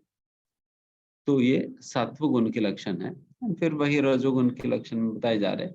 रजोगुण में रहने पे देन फिर व्यक्ति के अंदर मूर्खता बढ़ जाएगी और पागलपन बढ़ जाएगी, व्यक्ति भ्रमित हो जाएगा। बहुत ज्यादा तमोगुण में रहेंगे तो फिर क्या होगा? बहुत ज्यादा तमोगुण में रहेंगे तो देन फिर पागलपन बढ़ जाता है, मूर्खता बढ़ जाएगी। तमोगुण में, इसलिए फिर तामसिकता से व्यक्ति को बाहर निकलना होगा। एंड फिर ये सारी चीजें खत्म करने के लिए क्या करें? इसके लिए आप बच गए थे, education for developing the mode of goodness of the people in general must be there. इसलिए अगर इन सारे गुणों के प्रभावों से अगर व्यक्ति को ऊपर उठना है, देन लोगों को हमें एजुकेट करना पड़ेगा, समझाना पड़ेगा कि मतलब इन तीन गुणों के विषय में, और फिर साथ ही साथ व्यक्ति सत्वगुण में कैसे रह सकता है, सत्वगुण में रहने के लिए किन प्रकार की आदतों को उन्हें विकसित करना होता है इत्यादि। इस प्रकार की एजुकेशन जब होगा तब जाकर व्यक्ति इन सारी चीजों के बाहर निकल आ पाएगा, नहीं तो बहुत मुश्किल है। इस प्रकार की एजुकेशन चाहिए। एजुकेशन होने पे देन कम से कम जो समझदार लोग हैं, वो लोग तो कम से कम सत्वगुण की ओर आगे बढ़ने का प्रयास करेगा। सभी लोग तो नहीं आएंगे, बट कम से कम जो समझदार, तो वो तो करने का प्रयास तो करेगा। इसलिए एजुकेशन होनी चाहिए। यहाँ पर वही बात प्रभुपाद कह रहे हैं। एंड उसी स्थिति में असलियत में लोग, साधारण लोग जो है, संतुष्ट और खुश रह सकेंगे। जैसे इतने सारे एनजीओस वगैरह बनाई जा रहे हैं और इतना सारा पीपल वेलफेयर एक्टिविटीज इत्यादि इत्यादि चलता है गवर्नमेंट के थ्रू और प्राइवेट एजेंसीज के थ्रू इत्यादि। बट इन सारे चीजें ये मतलब आप पता ही नहीं, पता नहीं मुझे, बट हमारे भारत के अंदर कितने एनजीओस है? कई करोड़ों की संख्या में एनजीओस है, करोड़ों की संख्या में। आप सोचिए, बट ये सारे एनजीओ मिलकर भी क्या परिस्थितियों को बदल पाएंगे? कुछ नहीं कर पाएंगे। लोगों को मतलब ये सारा की चीज इसलिए क्यों है? समाज के अंतर्गत समस्याओं को खत्म करने के लिए है ना। बट इतने सारे एनजीओ बनने के बाद भी समस्या कहाँ खत्म हो रही?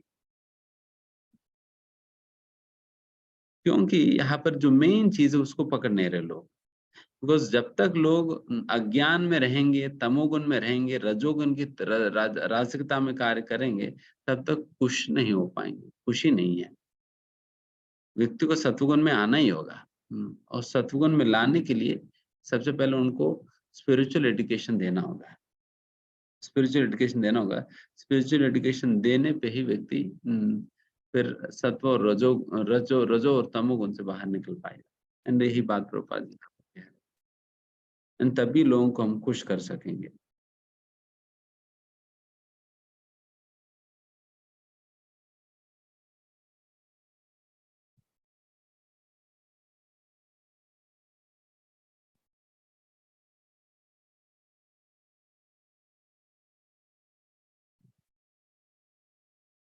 ठीक है, फिर यहाँ पर हम समाप्त करते हैं।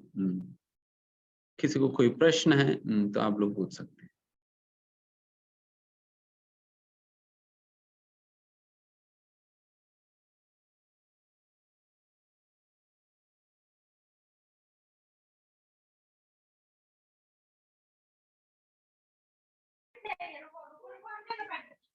हरे कृष्णा प्रभु जी, धन्यवाद, प्रणाम।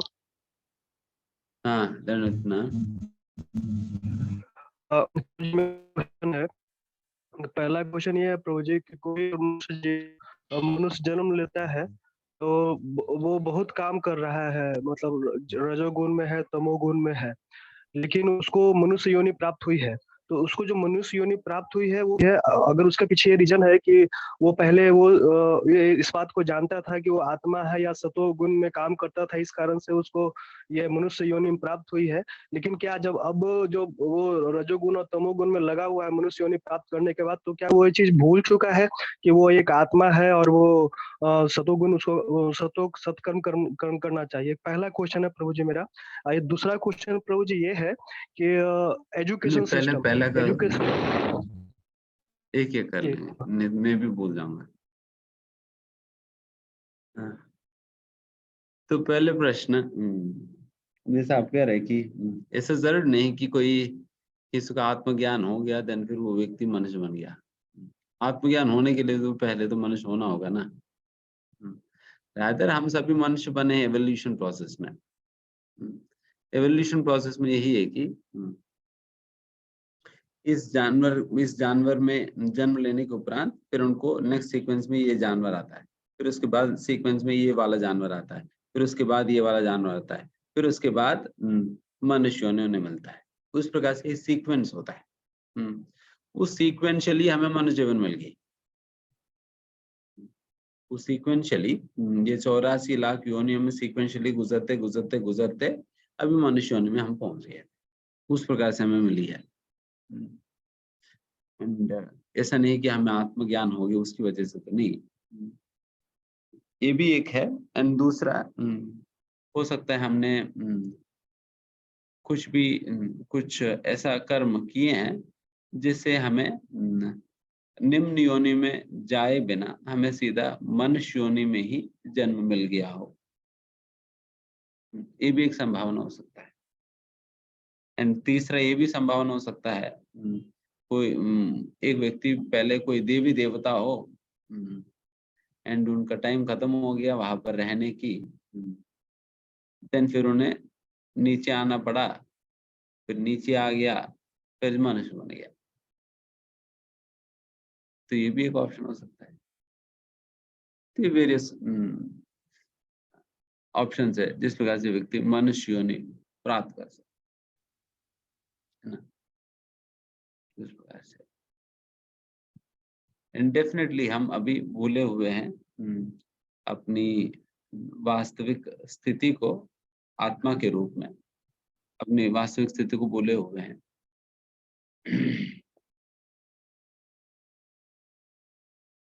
तभी तो हम भगवान की भक्ति के अलावा भी बहुत सारे कार्यों में हम लगे पड़े हैं, इस प्रकार से। ठीक है, सेकेंड क्वेश्चन।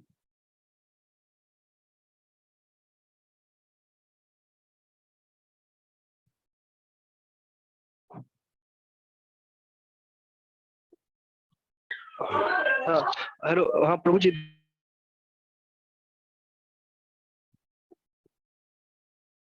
Yes. प्रभु जी अपने को अनम्यूट करिए, सोनू प्रभु अनम्यूट करिएगा। Okay okay. हेलो, हरे कृष्णा प्रभु जी, आवाज हाँ, हरे कृष्ण। जा रही है? हाँ प्रभु जी, दूसरा क्वेश्चन ये है कि ये जो हम रजोगुण और तमोगुण वाली चीज है वो तो 90% इस बात पर डिपेंड करते हैं प्रभु कि हमारा जन्म कहाँ पे, मतलब किस कंडीशन, किस घर में हुआ है। अगर घर के लोग सात्विक हैं तो वो हम लोग स्वाभाविक रूप से सात्विक कार्य में लग जाएंगे, लेकिन अगर घर के लोग ही पूरे राजसिक हैं, तामसिक हैं तो स्वाभाविक है प्रभु कि मतलब जो जन्म लिया है वो भी इसी ढर्रे पे चलेगा। और दूसरा प्रभु जी, हमारा एजुकेशन सिस्टम में भी इस बात को इतना प्रमोट किया जाता है कि आप मतलब बड़े होके आपको साइंटिस्ट बनना है, आपको डॉक्टर बनना है, आपको ये अचीव करना है, वो गोल इज सेटिंग। और जो अभी तक मतलब ऑफिस में आने तक भी टारगेट दिया जाता है कि आपको ये अचीव करना है। तो ये पूरा का पूरा प्रोसेस है प्रभु जी, जो मतलब जन्म से लेके अभी तक 30 साल तक जब तक हम नहीं जान पाए इस चीज को, तब तक लोग इस चीज में लगे हुए हैं कि हमको ये चीज अचीव करना है। तो अगर अब जो हम इस चीज को समझाने जाए किसी को भी, तो वो कितना डिफिकल्ट है प्रभु जी कि मतलब वो इस बात से एग्री कर जाए कि नहीं तुम जो बता रहा है वो सही है। और जो मतलब मेरे लिए भी और बाकी दूसरे लोगों के लिए भी कि वो चीज हमारे जो हम बता रहे हैं या आप बता रहे हैं प्रभु जी, इस बात से एग्री कर जाए, क्योंकि उन्होंने 30 साल या उससे ऊपर इस बात उनको समझते हुए बिताया है कि हमें ये चीज मतलब राजसिक और तामसिक गुणों में बिताया है। तो प्रभु जी इसका क्या सोल्यूशन है?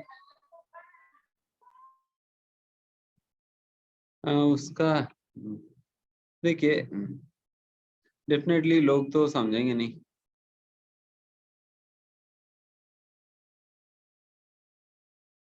लोग तो समझेंगे तो नहीं। आप सीधा अगर समझाने का प्रयास करेंगे तो समझेंगे तो नहीं। बट डेफिनेटली आज की दुनिया का यही हाल है कि पूरा का पूरा सिविलाइजेशन ही ऐसा बना रखा है हम लोगों ने कि पैशनेट नेचर को ही बढ़ावा देती है बस, एंड उसी को एंकरेज करने की तौर पर ही ये सारा कॉम्पिटिशन्स और रैंकिंग्स ये वो सारा कुछ बस इस मूड को ही एंकरेज करने के हिसाब से सारा कुछ बना हुआ है। इसलिए व्यक्ति बहुत आसानी से इस पैशनेट नेचर में रह जाते हैं। इसलिए उस चीजों से बाहर निकल पाना डेफिनेटली मुश्किल पड़ता है भक्तों के लिए भी। बट हमें वास्तविकता समझते हुए हमें बचना होगा। हम केवल समाज के साथ साथ चलने के नाम पे समाज के साथ चलने के नाम पे हम गलत रास्ते में नहीं चल सकते, है ना। अल्टीमेटली भगवद गीता जिस दिशा को दिखा रही है उस दिशा में हमें चलने का प्रयास करनी है। हालांकि ऑल्दो पूरा का पूरा सोसाइटी जो है वो पैशन की और इग्नोरेंस की ओर आगे बढ़ रही है, बट हम रजो और तमोगुण से बचकर हम सत्वगुण की ओर आगे बढ़ने का प्रयास करने चाहिए, है ना। ठीक है, यहाँ पर अंशुल प्रभु ने एक प्रश्न पूछा कि इस्कॉन के अलावा कई अन्य मंदिरों में, कृष्ण मंदिरों में आरती कुंज बिहारी के गाना गाया जाता है, गिरिवर कृष्ण मुरारी की वगैरह। तो फिर ये आरती हमें गाना चाहिए या जो आरती गाना चाहिए? देखिए, हम वही भजन गाना चाहिए जो भजन विशुद्ध वैष्णव के द्वारा लिखा हुआ है। शुद्ध वैष्णव के द्वारा लिखा हुआ है। ऐसा नहीं कि कोई ये लोग होता है ना जो मूवी सॉन्ग राइटिंग करने वाला, मूवी सॉन्ग के लिरिक्स लिखने वाले, वैसे लोग तो खूब अच्छा अलंकार के साथ, रिदम के साथ सॉन्ग्स तो लिख तो देंगे, उनकी भावना क्या है ना। तो इसलिए हमें विशुद्ध वैष्णव की जब हम भजन हम गाएंगे, उसके अंतर्गत उनकी भावनाएं छुपा हुआ है, उनकी प्रार्थनाएं छुपा हुआ है, जो कि बिल्कुल विशुद्ध स्थिति की है, विशुद्ध स्थिति की। इसलिए हम उन लोगों के द्वारा लिखा हुआ प्रार्थना, ये भजन ही गाना चाहिए, वही सुनना चाहिए, वही भगवान को अर्पण करनी चाहिए। बाकी सारे हम अर्पण करने से, कहने से, देन फिर वो सारा गोलमोल ही होता है। क्या मांग रहे हैं, वो तो अपने हिसाब से कुछ मांग रहा था,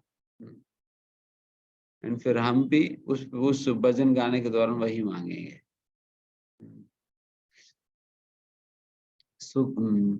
सुख दुख अगर आवे, और वो क्या होता है,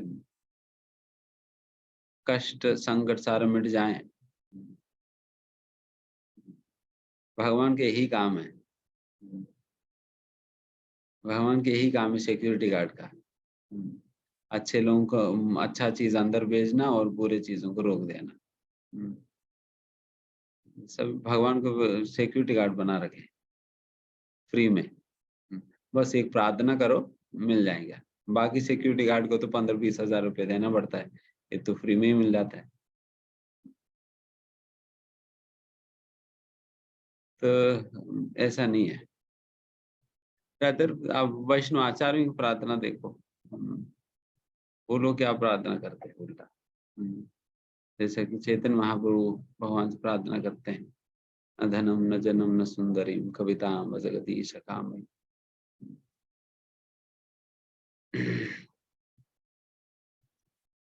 मम जन्मनि जन्मनीश्वरी भवताद भक्ति रहित।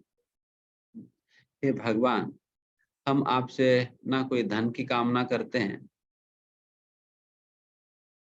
ना कोई संपत्ति की कामना करेंगे, ना अनेकों शिष्य हमें जरूरत है, ना कोई सुंदर स्त्री की कामना है, ना कोई ख्याति की कामना है।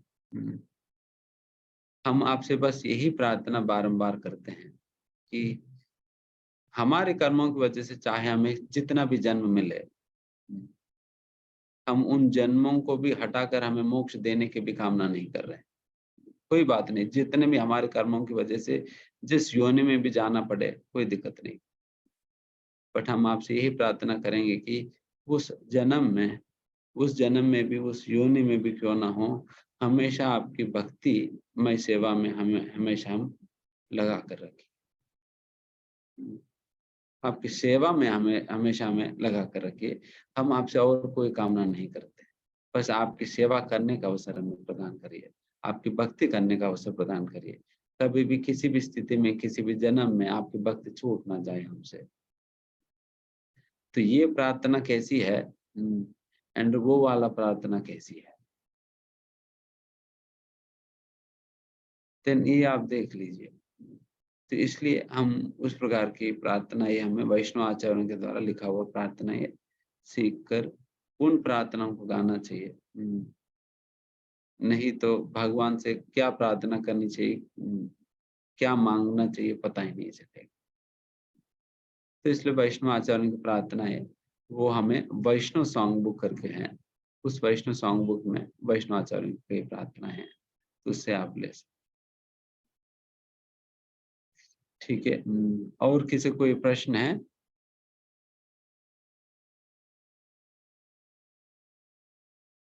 हाँ, ये सीमा तिवारी माता जी। हरे कृष्णा प्रभु जी। प्रभु जी, मैं एक तो थोड़ा सा क्वेश्चन भूल गई आपका, ये सुन रही ध्यान से तो क्वेश्चन भूल गई हूँ। मैं छोटा सा एक क्वेश्चन दिमाग में आ रहा था कि जैसे सतोगुण और रजोगुण का जो आपने बताया कि रजोगुण वाला बहुत पैशन के साथ काम करता है, तो प्रभु जी मेरा क्वेश्चन ये है कि आज के जो युग में कर्म तो बहुत जरूरी है जीवन यापन के लिए, अपने उसके लिए। तो जैसे सपोज किसी ऑफिस, जैसे आजकल ऑफिस में कोई काम कर रहा है 2 लोग, तो हम कैसे उसको वो कर सकते हैं कि सतोगुण में कौन कर रहा है या फिर रजोगुण में कौन कर रहा है? तो काम तो मुझे लगता है सभी को ही करना पड़ता है आज के उसमें। डेफिनेटली काम करना होगा, बट हमें सत्वगुण में स्थित होकर हमें काम करना होगा। सत्वगुण में स्थित होकर काम करने के विषय में एक सात्विक व्यक्ति की प्रयास किस प्रकार का रहता है, वो आगे के अध्याय में और विवरण आएगी। व्हाट इज द मतलब एक सत्वगुण व्यक्ति की कैसे सोचता है और उनकी डिटर्मिनेशन कैसे रहता है, उनकी बुद्धि कैसे रहती है, तो ये सारे बातें आगे डिस्कशन होगा। उसके अंतर्गत आपको क्लियर होगा कि क्वेश्चन था, मैं पूरा पूछ नहीं पा रही थी, यही था क्वेश्चन मेरा। हाँ, फिर वो कैसे सोचता है इत्यादि आप समझेंगे तो देन फिर आपको समझ आएगी कि कौन सत्वगुण में काम कर रहा है, कौन रजोगुण में काम कर रहा है, उनकी सोचने की क्या ढंग है। बट सिंपल सा अगर देखा जाए, रजोगुण वाला व्यक्ति is very much attached to the result. वो कैसे भी करके उन्हें रिजल्ट प्राप्त करना ही है। 10 लोगों को नीचे दबाकर भी क्यों ना हो, 10 लोगों को मारकर भी क्यों ना हो, उन्हें जीतना है, उन्हें जीतना है बस। He is very attached to the result. तो ये रजोगुण वाला व्यक्ति है, बिकॉज ही इज रजोगुण वाला व्यक्ति इज वेरी शॉर्ट साइटेड। बस शॉर्ट टर्म गोल्स ही उनके दिमाग में चलता है। वही सत्वगुण वाला व्यक्ति is very long sighted, long sight के साथ वो काम करता है। तो ये डिफरेंसेस है सत्वगुण और रजोगुण। इसलिए हमें काम करने से मना नहीं किया जा रहा है, बल्कि काम हमें करनी होती है, बिकॉज हम बस मतलब उसी अवस्था में है तो हमें करनी होगी। बट प्रभु जी, तो सत्वगुण में स्थित जैसे सतोगुण का, जैसे आपने बताया कि लॉन्ग टर्म उसका वो उनका गोल होता है, तो गोल तो दोनों के ही हैं, तो चाहे वो लॉन्ग का हो या शॉर्ट टर्म का हो, हाँ, तो फिर हम उसको लॉन्ग टर्म को सही और शॉर्ट टर्म को गलत कैसे कह सकते हैं?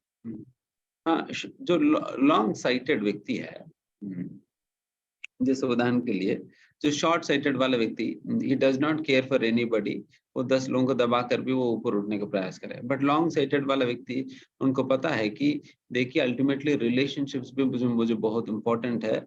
मैं 10 लोगों को दबा कर अभी तो निकल जाऊंगा, बट बाद में यही लोग मुझे सपोर्ट नहीं करेंगे, कोई भी यही लोग मुझे साथ नहीं देंगे, तब मैं क्या करूंगा?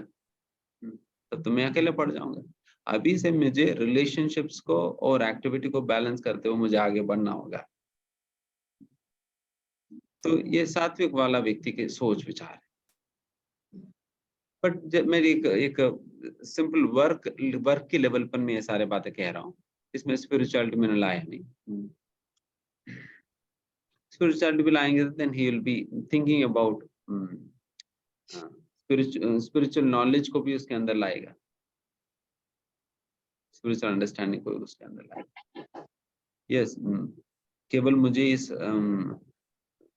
कोई भी काम की सफलता केवल उसका जो इम्परमानेंट टेम्पररी रिजल्ट ही नहीं है, बल्कि किसी भी काम की असलियत में पूर्णता जो है भगवान की संतुष्टि में है। और मुझे ये काम ऐसा करनी चाहिए जिससे भगवान संतुष्ट हो। तो उस प्रकार से उनकी सोच जाएगी। उनको लॉन्ग साइटेड है, उनको अल्टीमेट गोल पता है, अच्छा भगवान को प्रसन्न करनी चाहिए, this is the ultimate goal. ये व्यक्ति शॉर्ट टर्म गोल्स में ही ये व्यक्ति फंसा हुआ है, रजोगुण। मींस उनके गोल भी प्योर होते हैं। हाँ,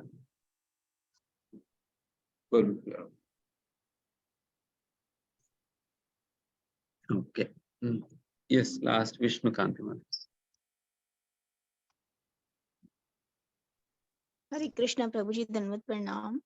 प्रभु जी, जैसे भगवान श्री कृष्ण गोलोक वृंदावन में हैं और उनके अब भगवान ने अवतार लिया भूलोक पे, तो दोनों भगवान श्री कृष्ण एक ही हैं प्रभु जी, जबकि उन्होंने विष्णु रूप में देवकी माता को दर्शन दिए थे। तो जो कंस से लड़ते हैं और वृंदावन में रहते हैं वो एक ही हैं कृष्ण या विष्णु जी हैं? नहीं, कृष्ण तो वही है।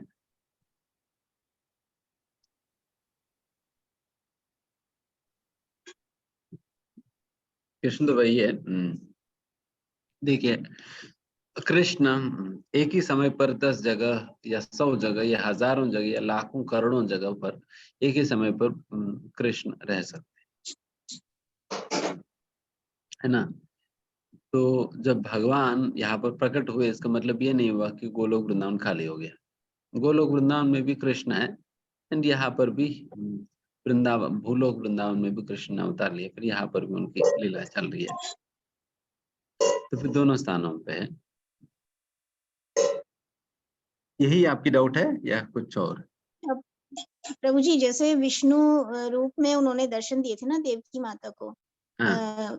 उनके गर्भ में प्रकट होने से पहले, तो वो विष्णु जी ने जन्म लिया या मैं ये जानना चाहती थी, क्योंकि उन्होंने दर्शन तो विष्णु रूप में दिए थे उनको कि मैं तुम्हारे गर्भ में प्रकट होने वाला हूँ।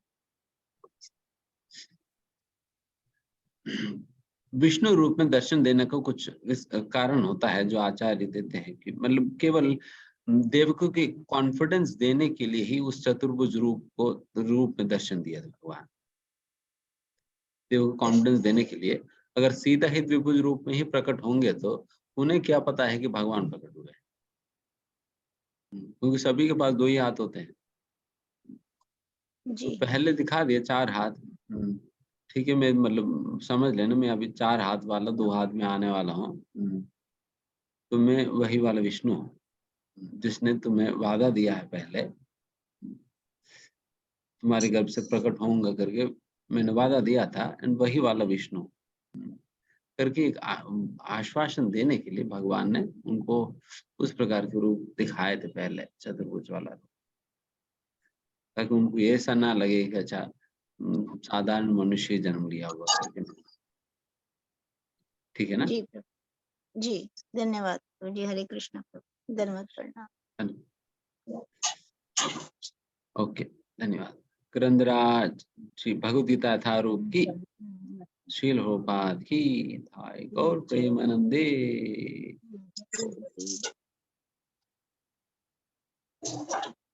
हरे कृष्णा। कोई अंशुल प्रभु को कोई आरती वगैरह भेज दीजिए, आरती का बुक या कुछ पूछ रहे हैं, कोई नोट करके अंशुल प्रभु को भेज देना। हरे कृष्ण। हाँ, यस। हरे कृष्णा। तो आज प्रभु जी ने हमें बहुत एक इम्पोर्टेंट क्लास दी, जिसमें तीनों गुणों के बारे में विस्तार में उन्होंने हम सबको बताया। सबसे जरूरी है हम लोग समझें कि हम किस गुण में हैं और कोशिश करें कि हम सब लोग सतोगुण की तरफ अग्रसर हों। अपने मन, बुद्धि और अहंकार को पहचानें और अपने बुद्धि को प्रबल करें।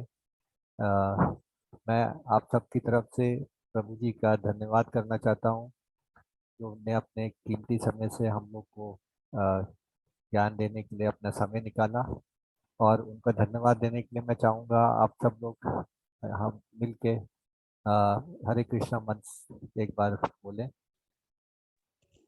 हरे कृष्णा हरे कृष्णा कृष्णा हरे हरे, हरे राम राम राम हरे हरे। हरे कृष्णा प्रभु जी, दंडवत प्रणाम। हरे राम राम